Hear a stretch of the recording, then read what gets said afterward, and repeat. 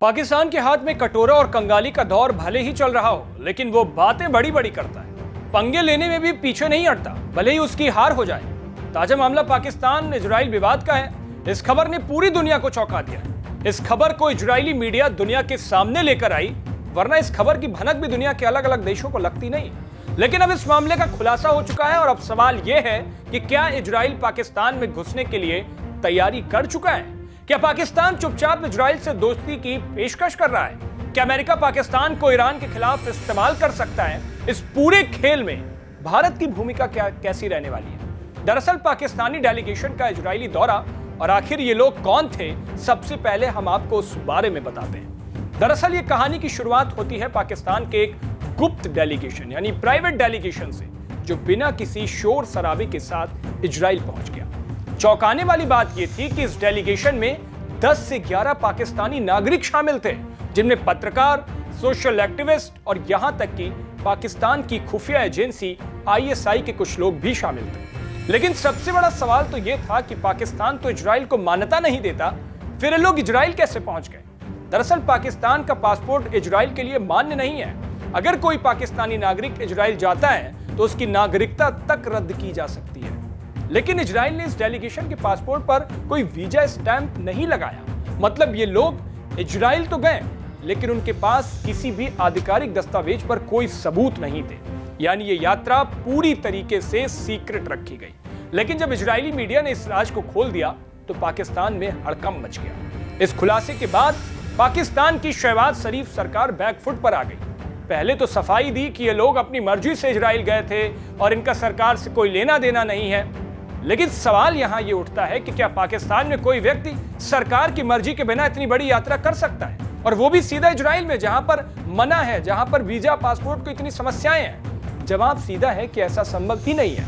मतलब ये कि इस खेल में पाकिस्तान की शहबाज शरीफ सरकार शामिल थी। अब सवाल यह है कि पाकिस्तान इजराइल को मान्यता क्यों नहीं देता है? इसके लिए इतिहास के पन्नों को खंगालना पड़ेगा। आपको बता दें कि पाकिस्तान ने आज तक इजराइल को एक देश के रूप में एक्सेप्ट तक नहीं किया है। इसकी सबसे बड़ी वजह है फिलिस्तीन का मुद्दा। पाकिस्तान हमेशा से फिलिस्तीन का समर्थन करता आया है और इजराइल को एक इस्लाम विरोधी राष्ट्र बताता है। पाकिस्तान में कट्टरपंथी गुटों का दबदबा इतना ज्यादा है कि इजराइल के साथ किसी भी तरीके के संबंध को देशद्रोह तक माना जाता है। पाकिस्तान के पासपोर्ट पर आज भी साफ लिखा होता है, this passport is valid for all countries सिवाय इजराइल के। लेकिन पाकिस्तान सरकार का आधिकारिक रूप यही है कि जब तक फिलिस्तीन का मुद्दा हल नहीं हो जाता, तब तक वह इजराइल को मान्यता नहीं देगा।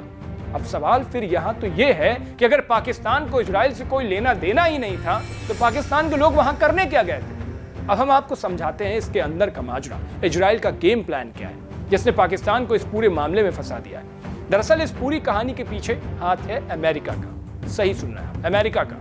अमेरिका और इजराइल अब ईरान के खिलाफ एक बड़ा कदम उठाने की तैयारी में जुट चुके हैं और इसके लिए उन्होंने पाकिस्तान को मोहरे के तौर पर देखना शुरू कर दिया है। पाकिस्तान और ईरान के बीच एक लंबा बॉर्डर है। अगर ईरान पर हमला करना है तो उस बॉर्डर पर नजर रखनी होगी और पाकिस्तान से बेहतर जगह कोई नहीं हो सकती। इजराइल और अमेरिका ने मिलकर पाकिस्तान को धीरे धीरे अपने जाल में खींचना शुरू कर दिया है।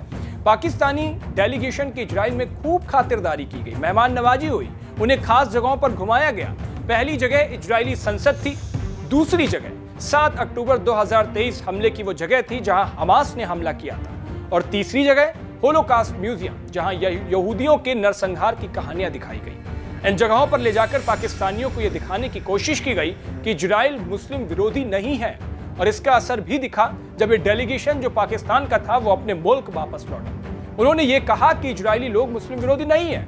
बस फिर क्या था, पाकिस्तान में तो कोहराम मच गया। वहां की कट्टरपंथी संगठनों ने इसे गद्दारी तक बता दिया। सरकार की हालत खराब हो गई, लेकिन असली खेल तो भी बाकी था। कहानी और दिलचस्प होने वाली है, क्योंकि सवाल ये उठ रहा है कि क्या इजराइल अब पाकिस्तान के अंदर घुसकर कोई बड़ा कदम उठाने की तैयारी कर रहा है? सूत्रों की माने तो हाँ, इजराइल पाकिस्तान में 2 कारणों से दखल देना चाहता है। 2 कारण। पहला कारण ईरान पर नजर रखने के लिए, और दूसरा कारण पाकिस्तान में आतंकी संगठनों को खत्म करने के लिए। यानी अगर इजराइल को पाकिस्तान के अंदर पक्के ठिकाने मिल गए तो वो ईरान की गतिविधियों पर सीधी नजर रख सकता है।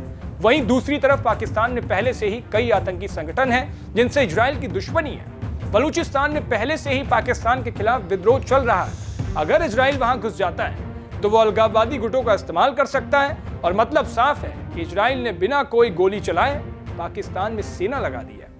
अब सबसे अहम सवाल यह है कि इस पूरे घटनाक्रम में भारत की भूमिका क्या होगी, भारत की भूमिका कैसे होगी और दोनों देशों के बीच में भारत क्या काम करेगा, यह भी आपको बता देते हैं। दरअसल भारत के लिए दोनों तरफ से फायदेमंद साबित है। अगर इजराइल पाकिस्तान में घुस गया तो भारत को आतंकवाद के खिलाफ फायदा मिल जाएगा और अगर पाकिस्तान ईरान के खिलाफ अमेरिका का मोहरा बन गया तो उसकी सेना और खुफिया एजेंसियां दो मोर्चों पर उलझ जाएंगी। अब वो दो मोर्चे कौन से हैं वो समझिए, भारत और ईरान।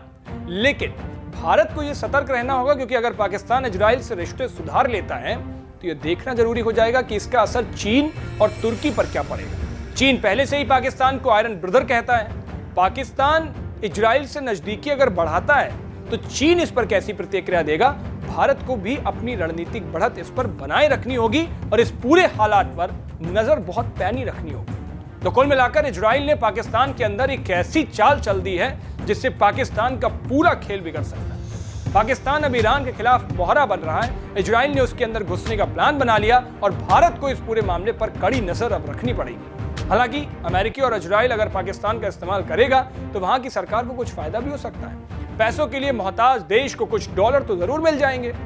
अब ये डॉलर के हवाले कितने दिनों तक खा पी पाएंगे ये आप कमेंट बॉक्स में बताएंगे। तो इस वीडियो में फिलहाल इतना ही। देश और दुनिया की बाकी तमाम खबरों के लिए देखते रहिए भारत एक्सप्रेस।